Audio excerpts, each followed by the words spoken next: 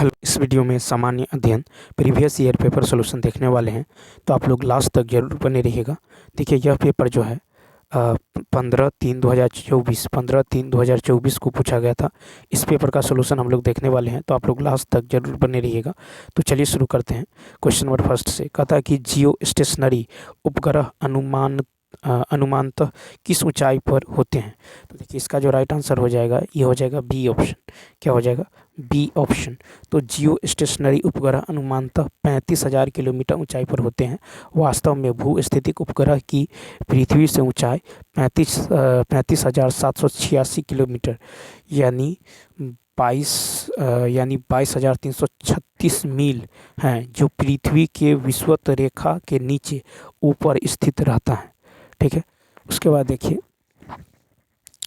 उसके बाद है कि भूस्थितिक उपग्रह के प्रमुख जो कुछ गुण हैं कि विषुवत रेखा के चारों ओर पश्चिम से पूर्व चक्कर लगाता है। विषुवत रेखा से देखने पर जो है स्थिर दिखाई देता है। इसका आवर्तकाल जो है पृथ्वी के आवर्तकाल के बराबर यानी 24 घंटे होता है। ठीक है। और देखिए, यह उपग्रह पृथ्वी के विषुवत रेखा के चारों ओर कक्षीय जो है चाल 3.07 किलोमीटर पर सेकेंड यानी 1.91 मील पर सेकेंड से गति करता है। नेक्स्ट क्वेश्चन देखिए। नेक्स्ट क्वेश्चन की यदि बात करें तो कहता है कि किसी परिपथ में कौन सा विद्युत पावर को जो है प्रदर्शित नहीं करता है। ठीक है, प्रदर्शित नहीं करता है, तो 32 का हो जाएगा ए ऑप्शन। ठीक है। तो देखिए, किसी परिपथ में IR² जो है विद्युत पावर को प्रदर्शित नहीं करता है, R² नहीं। ठीक है, तो IR² नहीं होगा यहाँ पे। ठीक है। अब देखिए कि विद्युत पावर बराबर क्या होता है। विद्युत पावर बराबर होता है आपको विद्युत ऊर्जा बट्टा समय। ठीक है, विद्युत ऊर्जा बट्टा समय। ठीक है, विद्युत ऊर्जा बट्टा समय यानी आवेश गुने विभवांतर बट्टा में टाइम। ठीक है, आवेश गुने विभवांतर बट्टा में टाइम। तो यानी P बराबर क्या होगा? P बराबर होगा V/Q/T। ठीक है, या आप इसको VI कर सकते हैं। P बराबर VI। P बराबर क्या होगा? VI, क्योंकि तो P बराबर यहाँ पे हो जाएगा P बराबर IR। ठीक है, या P बराबर क्या होगा? P बराबर हो जाएगा आपको IR। ठीक है, P बराबर IR। P बराबर P बराबर यहाँ पे होगा IR इंटू I। ठीक है, IR इंटू I यानी I² R। I² क्या हो जाएगा? तो R हो जाएगा। ठीक है। अब देखिए, नेक्स्ट देखिए, कहता है कि कार्य करने की दर को शक्ति कहा जाता है। ठीक है, कार्य करने की दर को शक्ति कहा जाता है। cos थीटा बराबर होता है आपको FV cos थीटा। ठीक है, यहाँ पे P बराबर, अब देखिए, बल एवं वेग अदिश गुणनफल शक्ति कहलाता है। बल एवं वेग का अदिश गुणनफल शक्ति कहलाता है। बल एवं वेग का अदिश गुणनफल शक्ति कहलाता है। शक्ति का ऐसा मात्रक जूल पर सेकेंड या वाट होता है। ठीक है, तो देखिए, यहाँ पे शक्ति को किलोवाट या मेगावाट या अन्य रूप से भी परिभाषित किया जा सकता है। 1 किलोवाट बराबर होता है 10⁻³ वाट। 1 मेगावाट बराबर 10⁻6 वाट। ठीक है, किलोवाट घंटा विद्युत ऊर्जा का मात्रक है। 1 किलोवाट घंटा बराबर होता है 3.6 गुने 10⁻6। ठीक है, 3.6 गुने 10⁻6 जूल 1 किलोवाट घंटा। नेक्स्ट क्वेश्चन नंबर देखिए, फिर 33 है। कहा कि साबुन उद्योग का जो है उपजात क्या है। तो सी ऑप्शन ग्लिसरॉल। तो देखिए, साबुन उद्योग का उपजात जो है ग्लिसरॉल है। ठीक है, जब वसीय अम्ल की अभिक्रिया कास्टिक सोडा से कराई जाती है तो साबुन का निर्माण होता है। ठीक है, उसके बाद यदि आप देखें, उसके बाद है कि ग्लिसरॉल को ट्राईहाइड्रिक एल्कोहल भी जो है कहा जाता है। ठीक है, उच्च वसीय अम्ल का सोडियम लवण कठोर साबुन का निर्माण करता है। उच्च वसीय अम्ल का पोटेशियम लवण मुलायम साबुन का निर्माण करता है। वसीय अम्ल को कास्टिक सोडा के द्वारा साबुन निर्माण की प्रक्रिया को साबुनीकरण कहते हैं। नेक्स्ट क्वेश्चन है कि प्रदीप्त ट्यूब में प्रायः किस पदार्थ का उपयोग किया जाता है। तो ए ऑप्शन मरकरी, वाष्प तथा आर्गन। तो प्रदीप्त ट्यूब में प्रायः मरकरी, वाष्प तथा आर्गन पदार्थों का उपयोग किया जाता है। प्रतिदीप्त ट्यूब जो है फ्लोरोसेंट ट्यूब में वायुमंडलीय दबाव के लगभग 0.3% कुल दाब पर पारा वाष्प एवं उत्कृष्ट गैस वाली जो है गैस मिश्रण जो भरी होती है। एक फ्लोरोसेंट लैंप पर गर्म जो है गैस में परमाणु के साथ मुक्त त्वरित इलेक्ट्रॉनों के टकराव से प्रकाश जो है उत्पन्न करता है।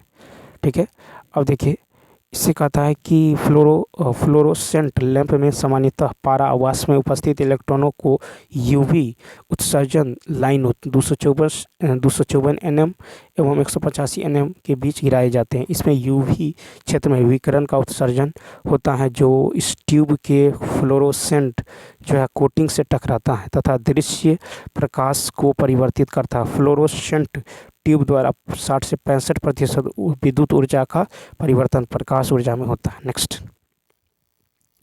नेक्स्ट क्वेश्चन है, कहता है कि रक्त में कौन सा तरल माध्यम होता है? 35 का बी ऑप्शन। तो देखिए रक्त में जो है कौन सा तरल माध्यम होता है, तो यहाँ पे जो है प्लाज्मा, रक्त में प्लाज्मा तरल जो है माध्यम होता है। ठीक है, प्लाविका मतलब होता है प्लाज्मा। फिर रक्त के दो भाग होते हैं, एक तो प्लाज्मा, दूसरा होता है रक्त कणिकाएं। प्लाज्मा से संबंधित मुख्य बातें हैं कि यह 91 से 92 प्रतिशत जल के बने होते हैं। इसमें 7% प्रोटीन पाया जाता है। ये प्रोटीन जो है एल्ब्यूमिन, ठीक है, ग्लोब्यूलिन और फाइब्रिनोजेन। इसमें अकार्बनिक घटक 0.9%, इसमें ग्लूकोज 0.1% की मात्रा पाया जाता है। यह रक्त जो है प्लाज्मा पीले रंग का होता है। रक्त प्लाज्मा पीले होने का कारण इसमें जो बिलिरुबिन का घुला होना है। रक्त के थक्के के निर्माण में जो फाइब्रिनोजेन एक महत्वपूर्ण भूमिका निभाता है। ठीक है, उसके बाद देखिए क्वेश्चन नंबर नेक्स्ट, फिर कहता है रक्त कौन सा, नेक्स्ट क्वेश्चन 36 नंबर देखिए, कहता है कि पाचन के बाद प्रोटीन किस में परिवर्तित होते हैं? तो ए ऑप्शन यानी एमिनो एसिड। तो देखिए पाचन के बाद जो प्रोटीन एमिनो एसिड में परिवर्तित होता है। प्रोटीन का पाचन निम्न अंगों द्वारा स्रावित हार्मोन से होता है। अमाशय में यहाँ पाई जाने वाली पेप्टिक जो कोशिकाओं से पेप्सिन एवं रेनिन का स्राव होता है। पेप्सिन प्रोटीन को पॉलीपेप्टाइड में बदल देता है। रेनिन जो है दुग्ध प्रोटीन केसिन को जो पारासेकिनेट में बदल देता है। अग्नाशय से स्रावित हार्मोन जो है ट्रिप्सिन, ठीक है, प्रोटीन एवं पॉलीपेप्टाइड को जो है एमिनो अम्ल में बदल देता है। प्रोटीन के एमिनो अम्ल में परिवर्तन के बाद पूर्ण अवशोषण छोटी आंत द्वारा विली के माध्यम से होता है। उसके बाद देखिए फिर कहता है कि वसा का पाचन, ठीक है, वसीय अम्लों के रूप में होता है। मनुष्य में कार्बोहाइड्रेट जो ग्लाइकोजन के रूप में संचित रहता है। पादपों में कार्बोहाइड्रेट स्टार्च के रूप में संचित रहता है। नेक्स्ट क्वेश्चन है कि क्लोरीन की रासायनिक अभिक्रिया के कारण जो है जब वातावरण में क्लोरोफ्लोरो जो है कार्बन CFC निर्मुक्त होते हैं तो निम्नलिखित में से क्या विनिष्ट होता है? तो 37 का हो जाएगा बी ऑप्शन यानी ओजोन मॉलिक्यूल। तो देखिए क्लोरीन की जो है रासायनिक अभिक्रिया के कारण जब वातावरण में क्लोरोफ्लोरोकार्बन जो है निर्मुक्त होते हैं तो ओजोन जो मॉलिक्यूल विनष्ट होते हैं। ठीक है, क्लोरोफ्लोरोकार्बन को जो फ्रीऑन गैस भी कहा जाता है। अत्यधिक ठंड अवस्था में CFC CCl2F2 chlorine ion Cl- मुक्त करता है जो ओजोन को जो ऑक्सीजन में तोड़ देता है। ओजोन परत का अत्यधिक सांद्रण समताप मंडल में पाया जाता है। समताप मंडल में उपस्थित ओजोन सूर्य से आने वाली पराबैंगनी विकिरण को अवशोषित कर पृथ्वी पर आने से इसे रोकता है। इससे जो है पृथ्वी हानिकारक विकिरणों के प्रभाव से बच जाती है। नेक्स्ट है कि इकोसिस्टम में बैक्टीरिया किस रूप में क्रियाशील होते हैं? बी ऑप्शन अपघटक के रूप में। तो देखिए यहाँ पे जो है इकोसिस्टम में बैक्टीरिया अपघटक के रूप में कार्य करते हैं। अपघटक के रूप में कार्य करने वाले जीव है जीवाणु, कवक और अकशेरुकी। सामान्य रूप से अपघटक मृत पौधों या पशु पदार्थ को खाता है और तोड़ता है। ठीक है, इससे पारिस्थितिकी तंत्र को जो है कार्बनिक पोषक तत्व उपलब्ध होते हैं। ठीक है, डिकम्पोजर अति महत्वपूर्ण है क्योंकि यह जटिल कार्बनिक पदार्थों को अधिक प्राथमिक पदार्थों जैसे जल, कार्बन डाइऑक्साइड, साथी नाइट्रोजन, फास्फोरस और कैल्शियम युक्त तरल जो है सरल पदार्थों में तोड़ता है, जिससे प्रकृति की सफाई होती है। नेक्स्ट क्वेश्चन है कहा था कि हाल ही में ताइवान में निर्वाचित राष्ट्रपति लाई चिंगते को उनकी चुनावी जीत पर बधाई देने के बाद किस देश की सरकार ने फिलीपींस के राष्ट्रपति फर्डिनांड मार्कोस जूनियर को आग से न खेलने की चेतावनी दी है? तो 39 का ए, चीन। तो देखिए यहाँ पे हाल ही में ताइवान के निर्वाचित राष्ट्रपति जो है लाई चिंगते को उनकी जो है चुनावी जीत पर बधाई देने के बाद चीन देश की जो है सरकार ने फिलीपींस के राष्ट्रपति जो फर्डिनांड मार्कोस जूनियर को आग से न खेलने की चेतावनी दी है। ताइवान की सत्ताधारी डेमोक्रेटिक प्रोग्रेसिव पार्टी के लाई चिंगते ने राष्ट्रपति चुनाव जो है जीत लिया। विलियम लाई चिंगते कट्टर चीन विरोधी माना जाता है। चीन विदेशी मंत्रालय के प्रवक्ता माओ निंग ने कहा है कि फर्डिनेंड मार्कोस के बयान ने फिलीपींस की चीन के प्रति जो है की गई राजनीतिक प्रतिबद्धताओं का उल्लंघन करने के साथ में चीन के आंतरिक मामलों में हस्तक्षेप किया है। माओ निंग ने कहा कि हम फिलीपींस से सख्ती से कहना चाहेंगे कि वह ताइवान के मुद्दे पर आग से न खेले। चीन ताइवान को अपना अभिन्न अंग मानता है। द्वितीय विश्व युद्ध के बाद चीनी कम्युनिस्ट पार्टी के साथ गृहयुद्ध लड़ते हुए ROC सरकार ताइवान 1949 ईस्वी में स्वतंत्र रूप से चीन से अलग होकर शासित है। नेक्स्ट फिर कहता है कि विश्व आर्थिक मंच के संस्थापक कौन थे जिसकी 54वीं वार्षिक बैठक जनवरी 2024 में दावोस स्विट्जरलैंड में हुई थी? सी ऑप्शन यानी क्लोस शॉप। तो देखिए यहाँ पे विश्व आर्थिक मंच के संस्थापक क्लोस जो है शॉप थे जिसकी 54वीं वार्षिक बैठक जो है जनवरी 2024 में दावोस स्विट्जरलैंड में हुई थी। ठीक है, उसके बाद देखिए कहता है कि मैकेनिकल इंजीनियरिंग की पृष्ठभूमि और हार्वर्ड से लोक प्रशासन में मास्टर डिग्री धारक और जर्मन प्रोफेसर जो है क्लांस एम श्वाब द्वारा WEF की स्थापना 1971 में किया है। ठीक है, जिसे मूल रोम से यूरोपीय प्रबंधन मंच के नाम से जाना जाता है। इन्होंने हितधारक पूंजीवाद की अवधारणा पेश की है। ठीक है, WEF की वार्षिक बैठक का आयोजन 15 से 19 जनवरी 2024 को दावोस में आयोजित हुआ है। नेक्स्ट है कि भारत ने निम्नलिखित में किस देश में फरवरी 2024 के जो दूसरे सप्ताह में अपना एकीकृत भुगतान इंटरफेस यानी UPI सिस्टम लॉन्च किया है? तो यहाँ पे राइट आंसर होगा 41 का डी ऑप्शन। तो देखिए भारत ने उपयुक्त में से एक से अधिक देश में फरवरी 2024 के दूसरे सप्ताह में अपना एकीकृत भुगतान इंटरफेस UPI सिस्टम लॉन्च किया है। भारत के प्रधानमंत्री नरेंद्र मोदी ने श्रीलंका के राष्ट्रपति रानिल विक्रमसिंघे और मॉरिशस के प्रधानमंत्री प्रविंद जगन्नाथ के साथ संयुक्त रूप से श्रीलंका तथा मॉरिशस में एकीकृत भुगतान इंटरफेस सेवाओं एवं रुपे कार्ड जो सेवाओं को शुभारंभ का कर जो मॉरिशस में उद्घाटन 15 फरवरी 2024 को किया है।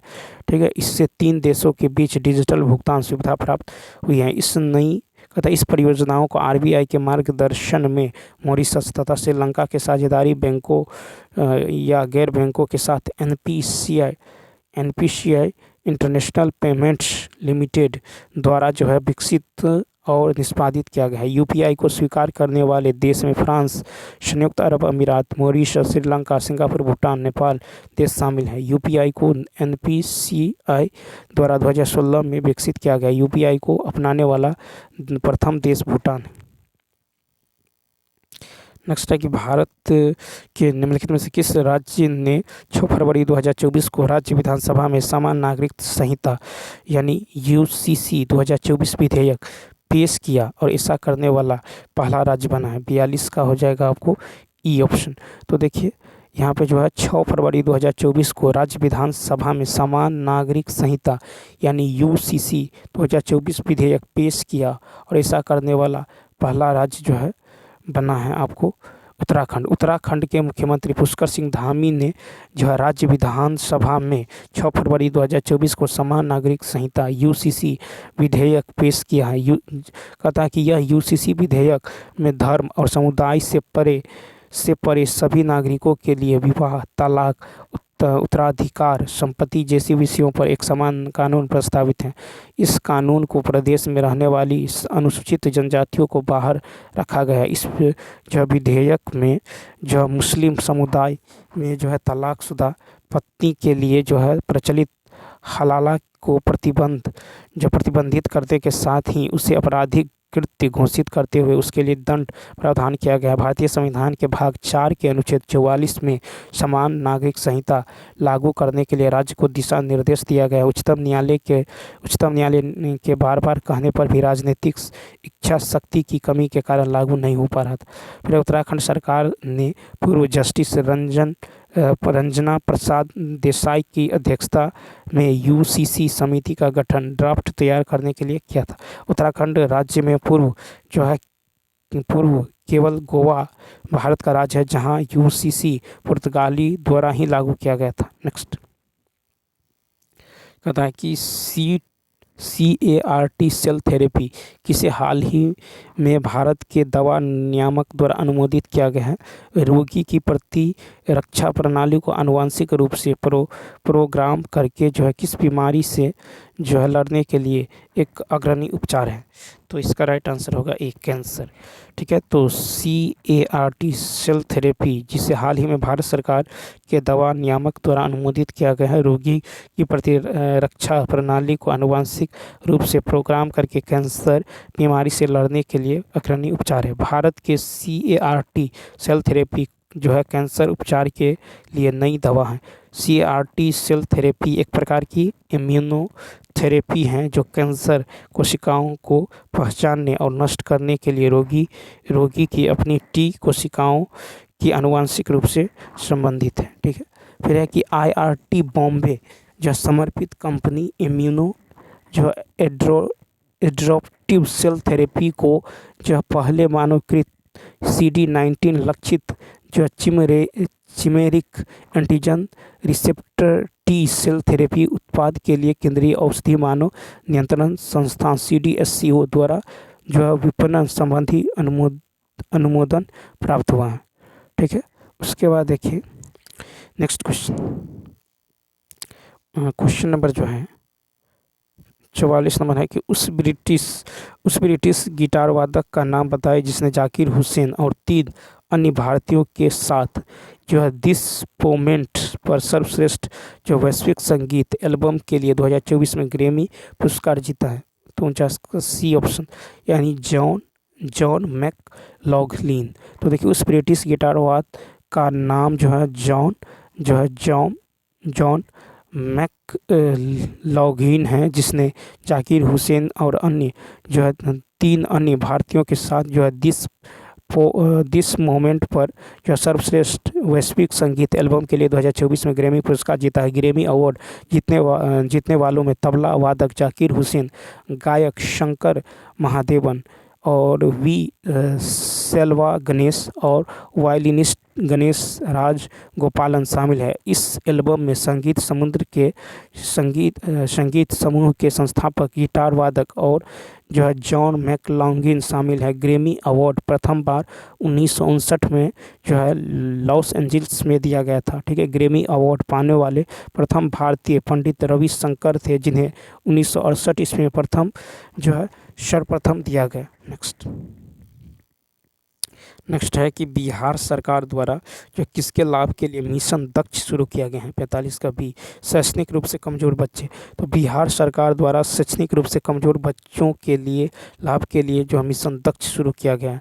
बिहार सरकार ने पढ़ने लिखने में कमजोर 25 लाख स्कूली बच्चों के लिए जो मिशन स्तर में सुधार के लिए 1 दिसंबर 2023 से मिशन दक्ष शुरू किया गया। शिक्षा विभाग बिहार सरकार द्वारा यह मिशन दक्ष प्रारंभ किया गया है। मिशन दक्ष के तहत जो है राज्य शिक्षा विभाग के शिक्षकों को कहा गया है कि अधिकतम 5 छात्रों का समूह बनाएंगे और मार्गदर्शन देंगे। फिर है कि मिशन दक्ष के प्रभावी क्रियान्वयन के लिए जिलाधिकारियों की अध्यक्षता में जिलावार निगरानी समितियां बनाई गई हैं। क्वेश्चन नंबर देखिए 46। नेक्स्ट है कि उड़ीसा में जो है गुप्तेश्वर शिव मंदिर से सटा प्रसिद्ध जो है गुप्तेश्वर वन, जिसे हाल ही में चौथा जैव विविधता विरासत स्थल घोषित किया गया है, किस जिले में स्थित है? तो बी ऑप्शन कोरापुट। तो ओडिशा में गुप्तेश्वर शिव मंदिर में जो सटा प्रसिद्ध गुप्तेश्वर वन, जिसे हाल ही में चौथा जैव विविधता स्थल जो है घोषित किया गया है, ये कोरापुट जिले में स्थित है। गुप्तेश्वर फॉरेस्ट 350 हेक्टेयर में फैला हुआ जैव विविधता के लिए विख्यात है। यहाँ 608 जो है जीव जंतुओं की प्रजातियां का घर है, जिसमें स्तनधारियों के 28 प्रजाति और पक्षियों के 188 प्रजातियां शामिल हैं।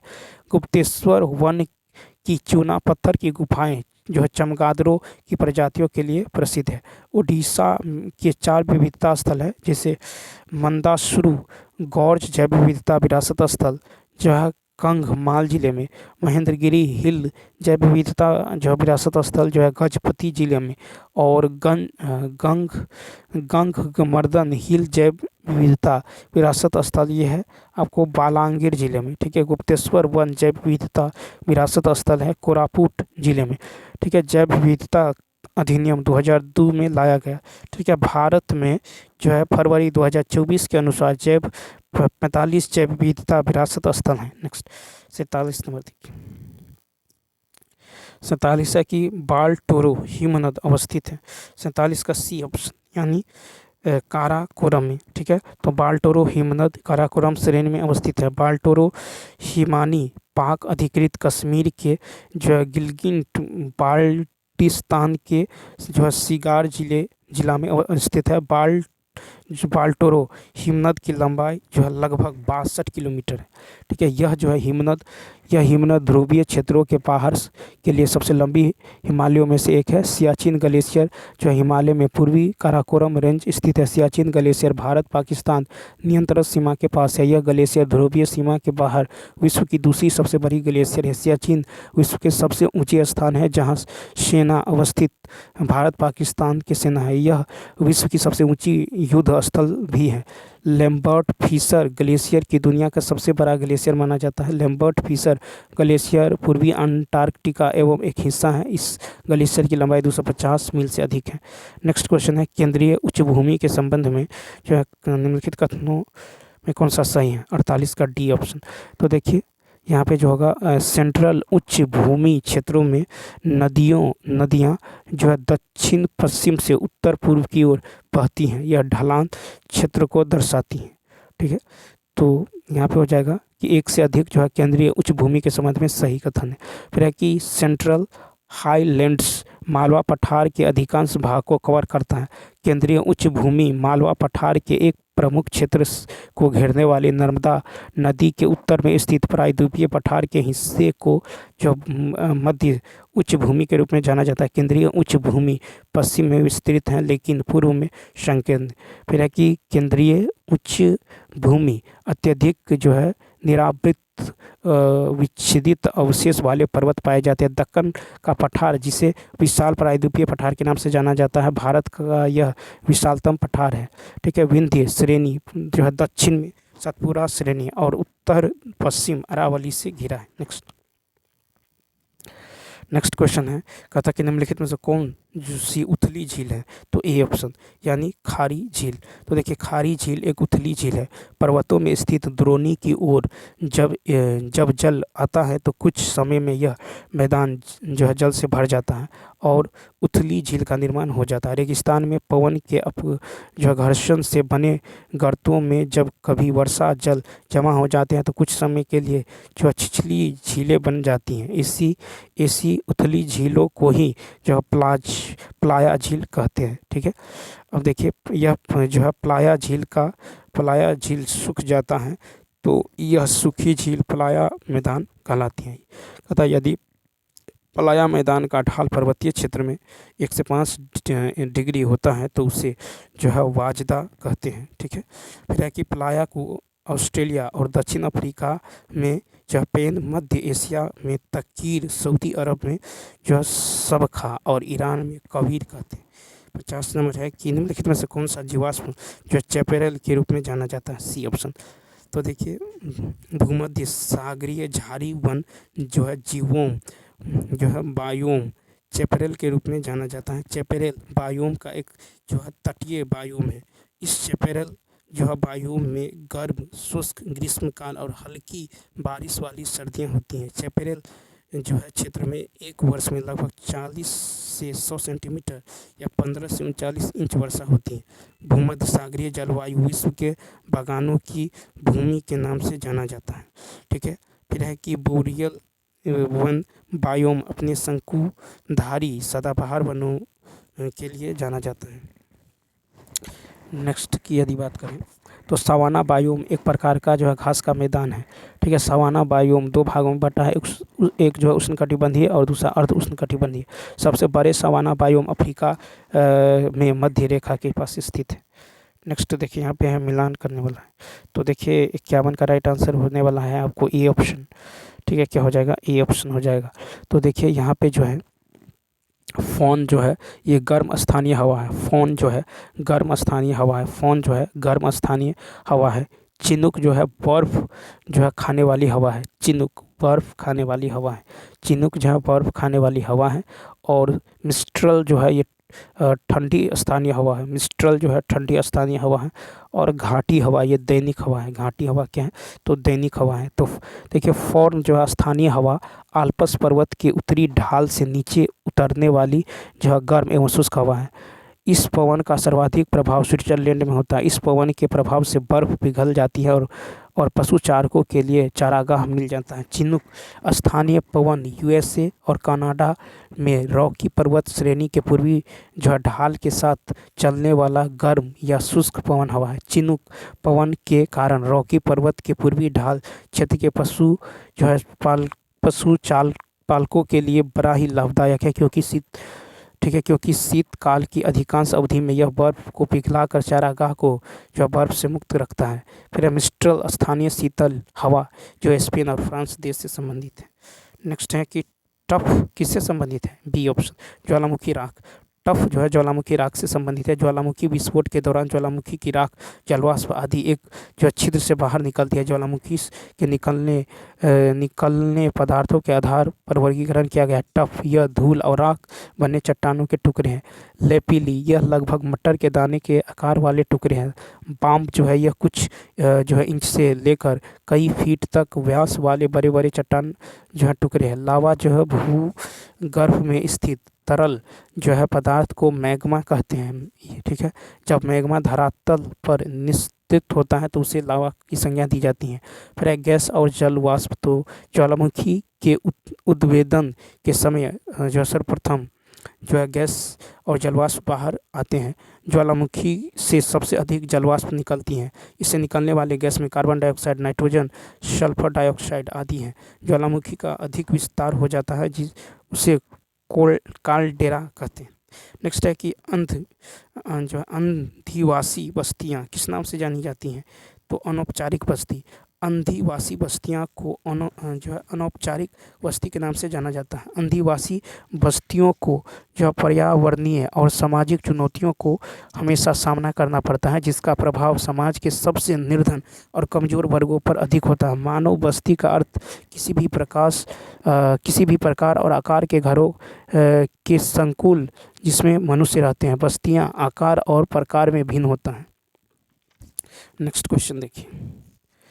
नेक्स्ट की यदि बात करें तो देखिए यहाँ पे जो है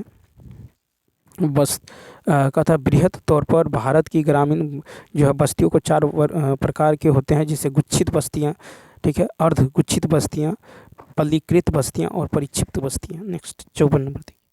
54 है कहता मरुसिद्ध किस वन में पाए जाते हैं? ए ऑप्शन मरुस्थलीय वन में। तो मरुद्भिद जो है वन ये मरुस्थलीय वन में पाए जाते हैं। मरुद्भिद वन कांटेदार और झाड़ियाँ, ठीक है, झाड़ियाँ प्रधान होते हैं।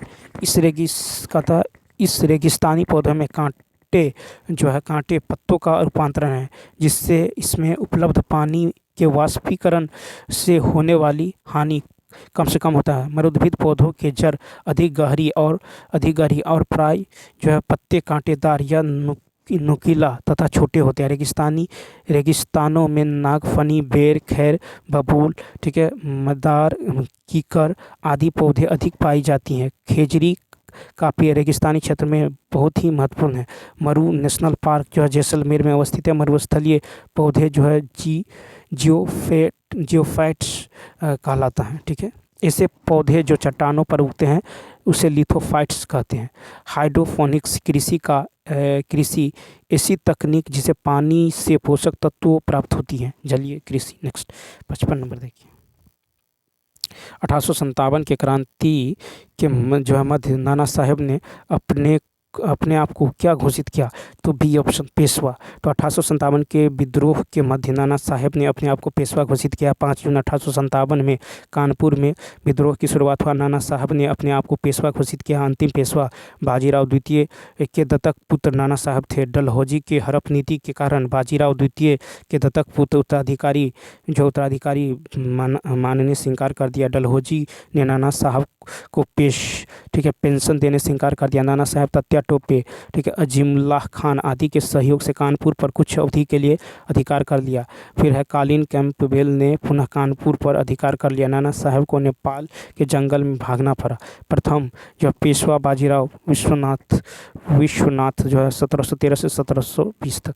नेक्स्ट है कि किसने जो है गलती से लेफ्टिनेंट जो ए शॉर्ट की हत्या कर दी? 56 का ए, दामोदर एवं बालकृष्ण ने लेफ्टिनेंट ए शॉर्ट की जो है हत्या कर दी। दामोदर हरि चापेकर, बालकृष्णन हरि चापेकर और वासुदेव हरि चापेकर इतिहास में जो है चापेकर बंधु के नाम से जाना जाता है। फिर है पुणे के प्लेग कमिश्नर रेंड और उसके सहायक लेफ्टिनेंट जो है हाइस्टर की हत्या चापेकर बंधु द्वारा कर दिया गया। यह हत्या 22 जून 1897 को किया गया, ठीक है। ब्रिटिश सरकार ने माना कि जो है बाल गंगाधर के प्रभाव में आकर चापेकर बंधु ने हत्या रेंड और उसके सहयोगी को किया है। जलियांवाला बाग पर हंटर कमेटी बनाया गया। यह हंटर समिति ने ब्रिटिश भारत में जो प्रथम आतंकवादी घटना, ठीक है, रेंड और जो है हर्स्ट की हत्या को माना है। लॉर्ड मेयो की हत्या 1872 में राजनीतिक कारणों से हो गई। ब्रिटिश सरकार ने प्रथम आतंकवादी घटना 1897 की हत्या को माना है। चापेकर बंधु को फांसी दे दी गई। नेक्स्ट देखिए, नेक्स्ट क्वेश्चन है कि किस मुस्लिम स्वतंत्रता सेनानी को भाईचारा एवं एकता दर्शाने हेतु गोल्डन टेम्पल की चाबियां सौंपी गई थी? 57 के बी, सैफुद्दीन किचलू। तो सैफुद्दीन किचलू जो है मुस्लिम स्वतंत्रता सेनानी को भाईचारा एवं एकता दर्शाने हेतु जो गोल्डन टेम्पल की चाबियां सौंपी गई। खिलाफत आंदोलन और असहयोग आंदोलन के दौरान हिंदू मुस्लिम सिख के बीच भाईचारा और एकता का बेहतर उदाहरण पेश किया गया। बाल गंगाधर तिलक की अंधी कंधा देने, ठीक है, बाल गंगाधर तिलक की अर्थी कंधा देने वालों में मौलाना जो शौकत अली और सैफुद्दीन किचली शामिल थे। फिर है बाल गंगाधर तिलक के अर्थी को कंधा देने वाले महात्मा गांधी जी भी थे।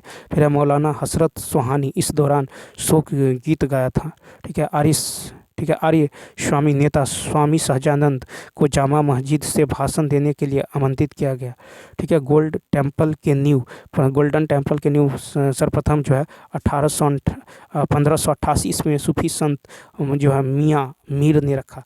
अमृतसर शहर की स्थापना गुरु रामदास ने रखा था। इस शहर के लिए 1576 ईस्वी में अकबर ने 500 बीघा जमीन दिया था, ठीक है। यही समय है कि जब सैफुद्दीन किचलू को स्वर्ण मंदिर का चाबियों से सौंपी गई। नेक्स्ट फिर कहा था कि 21 अक्टूबर 1943 को किस स्थान पर एससी बोस ने, ठीक है, स्वतंत्रता प्राप्त की और अंतरिम सरकार का गठन किया था? B option, Singapore. तो 21 अक्टूबर 1943 को एससी बोस ने स्वतंत्रता प्राप्त की और अंतरिम सरकार का उद्घाटन किया। आज़ाद हिंद फौज की जो प्रथम डिवीज़न का गठन 1942 में कैप्टन मोहन सिंह के नेतृत्व में किया गया। आज़ाद हिंद फौज का सुपर कमांडर सुभाष चंद्र बोस को 4 जुलाई 1943 में बनाया गया। सुभाष चंद्र बोस ने सिंगापुर में अस्थायी भारत सरकार की जो स्थापना कर दिल्ली चलो का नारा दिया। इन्होंने कहा कि तुम मुझे खून दो, मैं तुम्हें आज़ादी दूंगा। सुभाष चंद्र बोस ने 18 अगस्त 1945 को विमान दुर्घटना में घायल हो गए। फिर उनके बारे में कोई अब तक जो प्रमाणित जानकारी नहीं मिला। आज़ाद हिंद फौज द्वारा कोहिमा का युद्ध 1944 में लड़ा गया। फिर है इंडियन स्ट्रगल पुस्तक सुभाष चंद्र बोस द्वारा लिखी गई है। नेक्स्ट है कि 1930 में जो बिहार क्षेत्र की राजस्व वसूली में धरना के कारण कितनी कमी हुई है, 59 लाख। तो 1930 में बिहार क्षेत्र की राजस्व वसूली में धरना के कारण जो 30 लाख की कमी हुई है।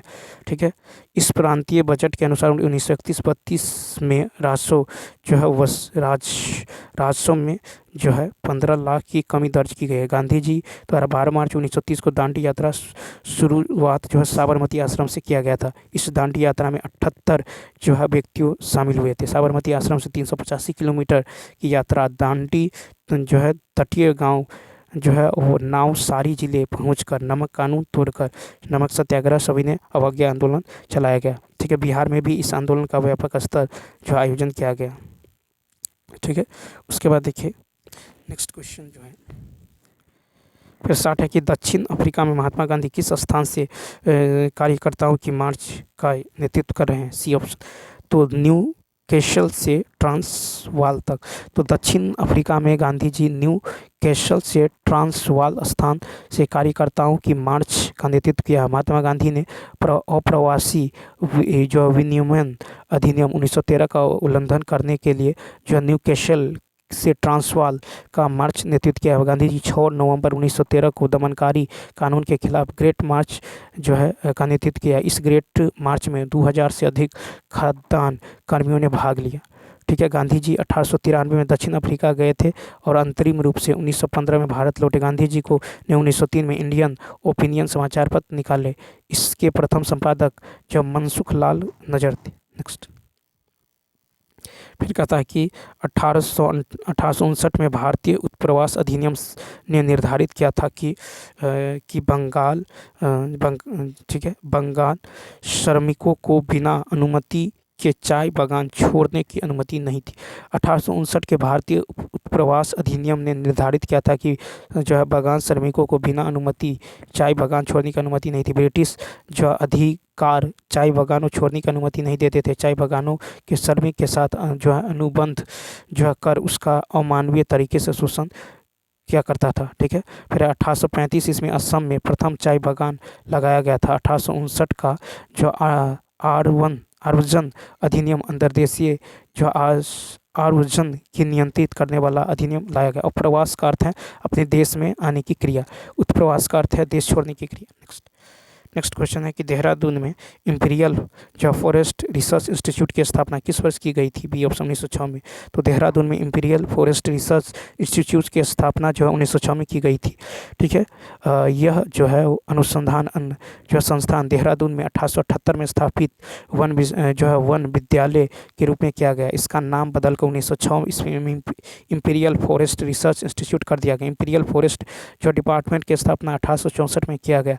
भारतीय वन अधिनियम 1865 के द्वारा भारत में वनों पर सरकार का नियंत्रण बहुत बढ़ गया। भारत सरकार जो प्रथम वन नीति 1984 में लाया। भारतीय वन अधिनियम 1927 में लाया। स्वतंत्र भारत में प्रथम वन अधिनियम 1952 में लाया। कहता वन नीति के अनुसार 33% भूमि पर वन होना चाहिए। फिर भारत सरकार ने 1988 में नई राष्ट्रीय वन नीति की घोषणा की। देखिए यहाँ पे x के पावर -2, तो यहाँ पे क्या हो जाएगा, यहाँ पे जो है 3/2 के पावर हो जाएगा आपको 2। और देखिए इसको चेंज करेंगे तो 3/2 के पावर 4 हो जाएगा।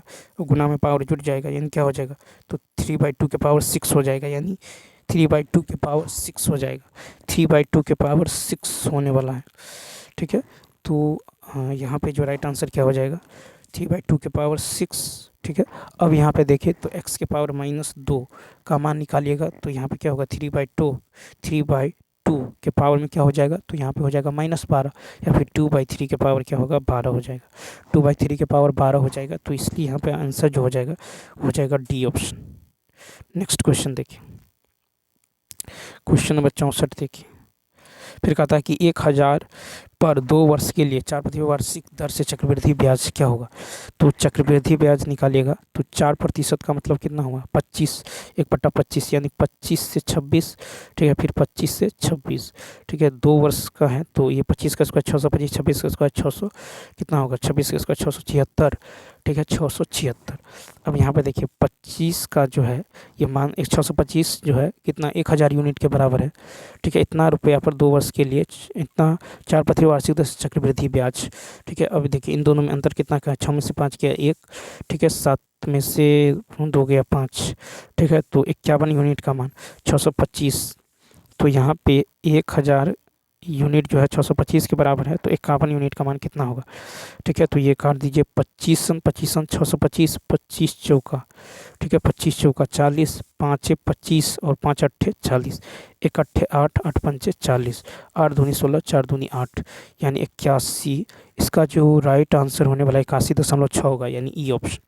नेक्स्ट क्वेश्चन देखिए, फिर कहा था कि एक नियमित बहुभुज जिसके प्रत्येक बाह्यकोण 45 हैं तो भुजाओं की संख्या। अब यहाँ पे यदि देखिए प्रत्येक बाह्यकोण दिया गया है तो बाह्यकोणों का योग कितना होता है 360, अब भट्टा में बाह्यकोण कितना है 45, भाग दे दीजिए, कट के कितना होगा 8, बी ऑप्शन। नेक्स्ट क्वेश्चन देखिए, कहा था एक घनाकार बर्तन 10 सेंटीमीटर लंबा, इतना सेंटीमीटर चौड़ा, इतना घन सेंटीमीटर तरल पदार्थ को रखने के लिए कितना ऊंचाई चाहिए।